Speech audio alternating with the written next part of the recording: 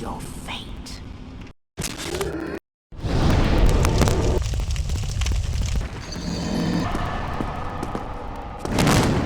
This is my homebrew demo of Dark Souls running on a real Nintendo 64.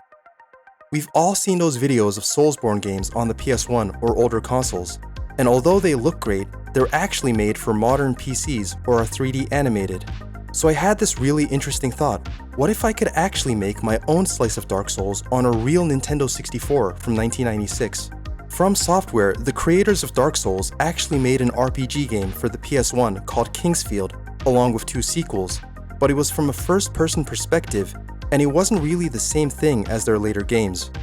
Dark Souls came out for the PS3 and Xbox 360 in 2011, 15 years after the N64 was released. So if we were going to create a similar feel to the original game, we'd have to make a lot of smart optimizations and design choices. Since I had recently worked on a homebrew project for GTA San Andreas for my last video, I started off the project by getting CJ into a basic room.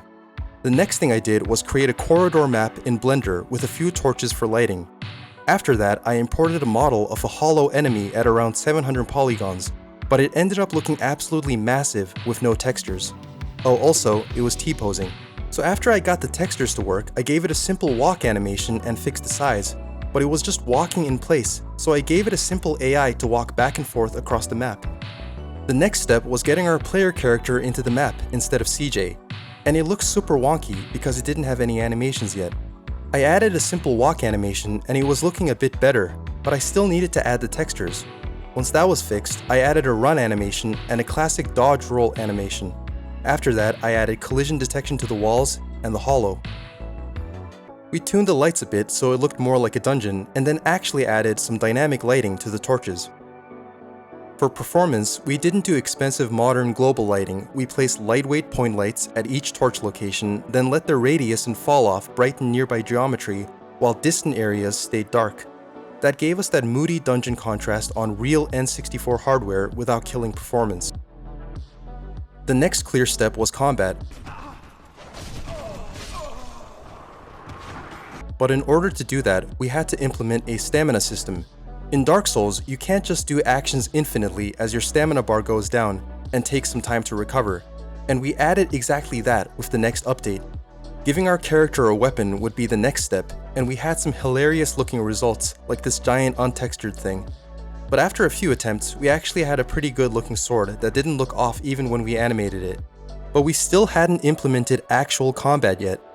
Our initial attempts failed because we hadn't added a specific hitbox for the sword, so it was just phasing through the hollow without doing any damage. We fixed that by giving the sword its own moving hitbox tied to the animation. During the active frames of a swing, we trace from the sword's base to tip and test that against the hollow's hitbox, then latch it so each swing only registers one hit. And after all that, we had a decent looking combat system, and we confirmed it by killing our first hollow. The next clear step would be to add souls. In Dark Souls, they're basically the currency that you use to get stronger or buy items, so adding that would be really important. And it was honestly pretty easy to implement, and we even included a cool animation for the soul counter going up. So since we had finished building our first stage, I created a new map, sort of a courtyard area with a bonfire. I added the ability to go through a fog wall into the new map. It's basically the same design trick older games used to hide loading, like Resident Evil's door transitions,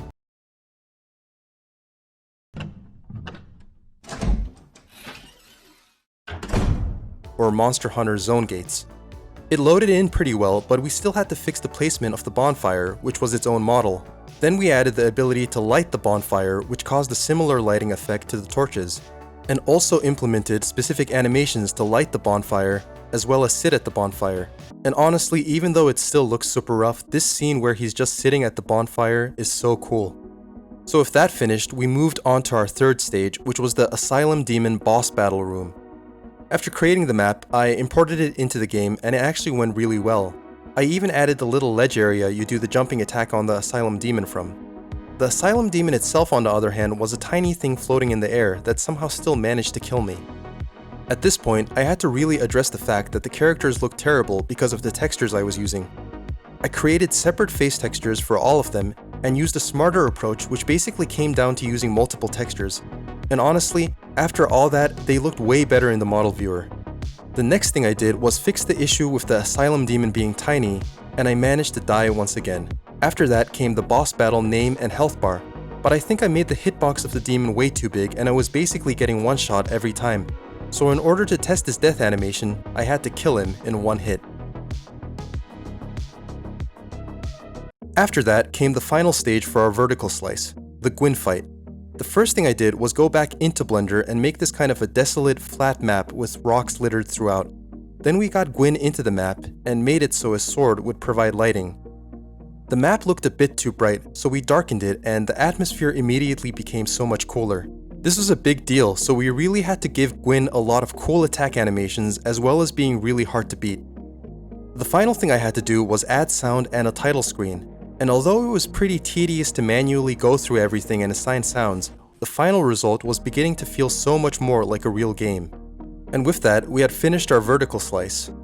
But until this point, we had only been testing out our builds on an emulator, so I transferred the files over to a flash card and tested it out on a real Nintendo 64 with the expansion pack.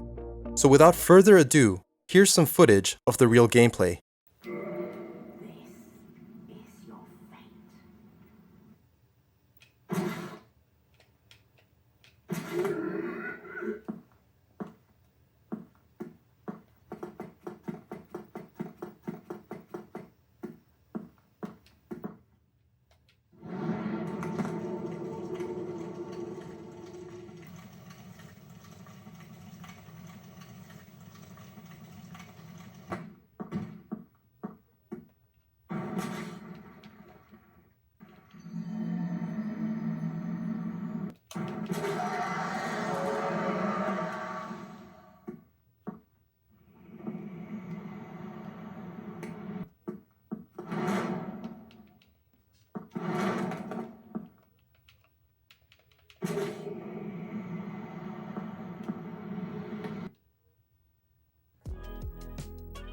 Seeing the game on a real CRT was incredible.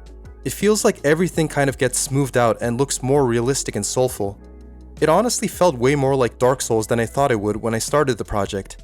Now it wasn't perfect, it was still pretty rough around the edges, but I could totally envision it becoming a boss rush type mode instead of the full game. It's just a little tech demo at the moment, but it really shows that we often underestimate the old hardware. And that's where the project stands right now, a playable Dark Souls vertical slice running on real Nintendo 64 hardware. If you enjoyed this video, please consider subscribing as it really helps the channel. Leave a comment below suggesting what you want to see me do next, and I'll see you in the next one.